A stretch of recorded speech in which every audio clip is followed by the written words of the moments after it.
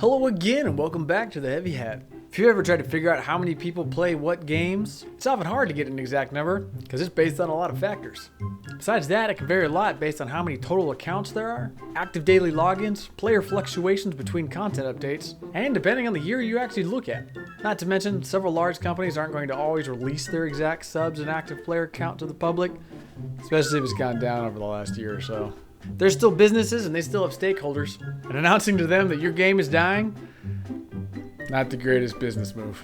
But after scouring several sites of data, this list appears to be the best summary of the amount of total accounts and daily active players for the most played MMORPGs in 2022.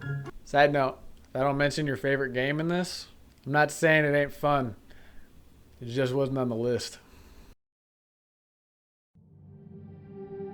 At number 10, we've got the Elder Scrolls Online, with a total population of 21.1 million to 21.2 million, and an active daily population of 199,000 to 201,000 logins.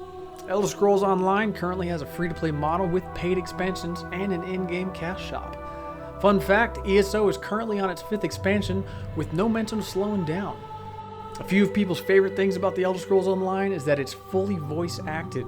Combat is engaging and the world is massive.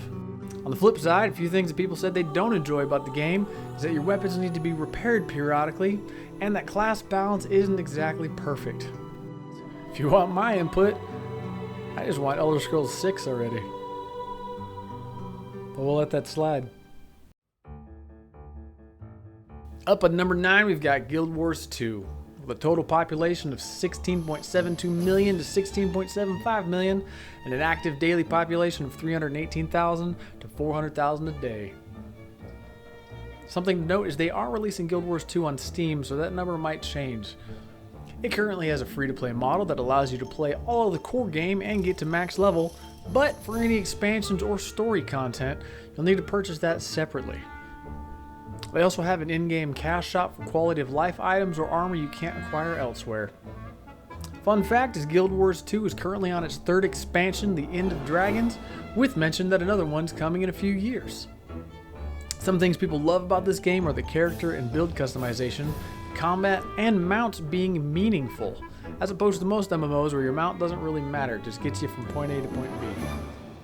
One thing people say they don't enjoy about Guild Wars 2 is that there isn't any guild versus guild battles in a game called Guild Wars. Kind of ironic.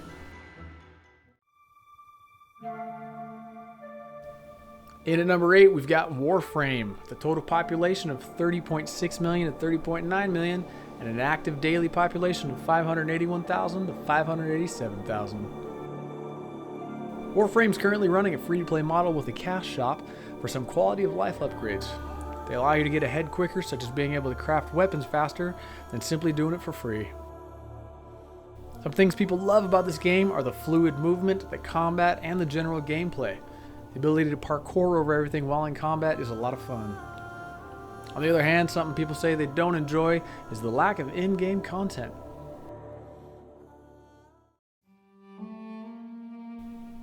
At number 7, we've got Destiny 2. It's got a total population of 40.7 million to 40.8 million, with an active population of 388,000 to 776,000. Varies a lot. It's currently free to play with paid expansions which unlock much more content. Fun fact is Destiny 2 is currently on its 4th expansion, The Witch Queen. Some things that people say they love about this game are the gunplay and how smooth the combat really is. They state that not a lot of games have captured such smooth gunplay in these players' opinions. However, on the flip side, some things they say they don't like is that it's occasionally kind of grindy, and that there's a lack of skins in this game for the weapons.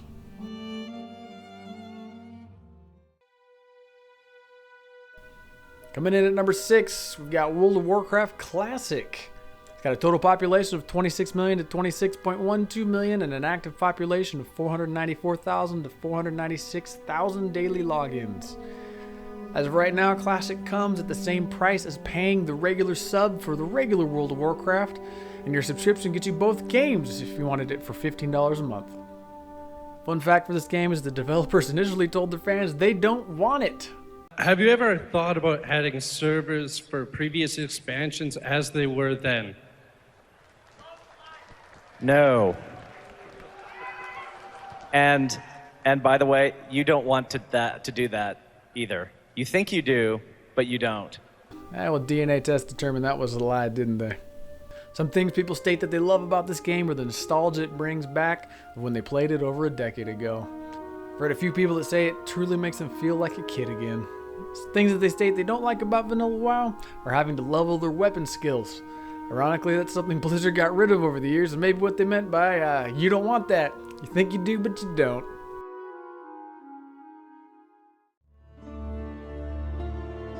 And at number 5, we got Path of Exile.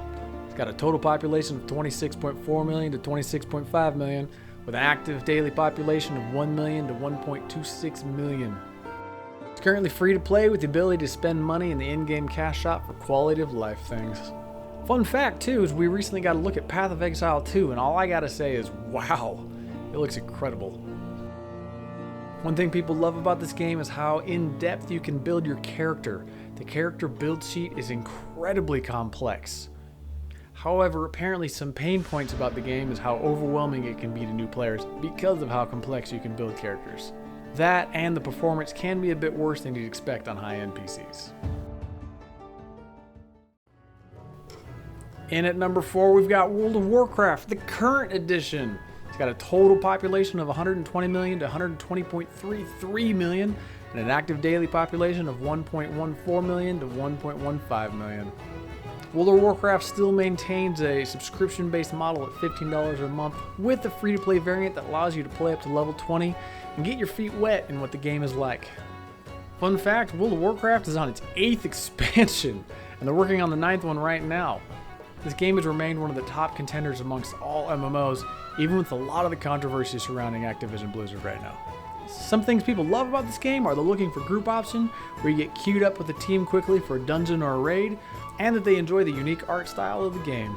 A few things players said they didn't enjoy is that your gear matters in PvP, putting you at different advantages. And they also flat out don't like Activision Blizzard. Yep. At number 3, we've got Lost Ark.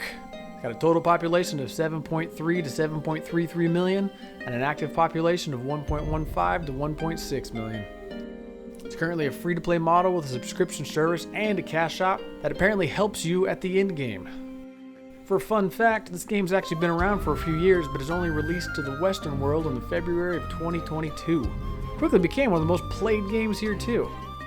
Some things people love about this game are the amazing graphics and combat, also that the cutscenes are done really well. On the flip side, a few things that people don't enjoy are the performance isn't very great on high-end PCs, and you can occasionally get disconnected from servers while playing. And at number 2, we've got Old School Runescape. Total population of 35.7 to 35.8 million, and an active daily population of 1.14 to 1.3 million. Old School RuneScape is a free-to-play model with a paid subscription for members that unlocks more areas, skills, quests, etc. RuneScape originally came out in 2001 and honestly looked like a college kid's school project. But it quickly evolved to become one of the highest played MMOs in the entire world. I remember playing as a teenager on dial-up internet, getting yelled at for hogging up the phone line. And if you're too young to understand what I just said, don't worry about it.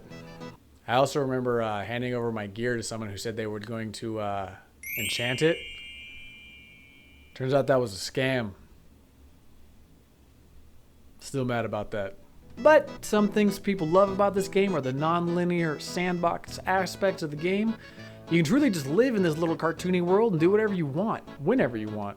One thing that players don't enjoy are the occasional technical bugs you come across while playing, which is mostly due to the age of the engine itself. Finally, at number 1, we've got Final Fantasy XIV. It's got a total population of 39.4 to 39.5 million, and an active daily population of 1.5 to 1.8 million. Final Fantasy XIV is rocking a free-to-play model, which they call a trial, but it allows you to play up to level 60 with no restrictions, plus then you can buy expansions to go further. Side note, I am playing the free trial right now myself, and just learned that one of the restrictions is you can't talk to anybody. It's a little lonely. But either way, Final Fantasy XIV is currently on its 4th expansion, Endwalker. And some things people love about this game are the immersive player story and lore, as well as the art style of the world. The armor is unique and the cities are vast. A few things people said they dislike are the amount of running around you have to do to travel from city to city, and occasionally the overwhelming amount of side quests that you have access to do. Either way, guys, that's the top 10 MMORPGs of 2022. If you like this video, please leave a like, and better yet, click subscribe. What's your favorite MMORPG? Post down below. I'd love to have a conversation about it. But until next time, guys, have fun.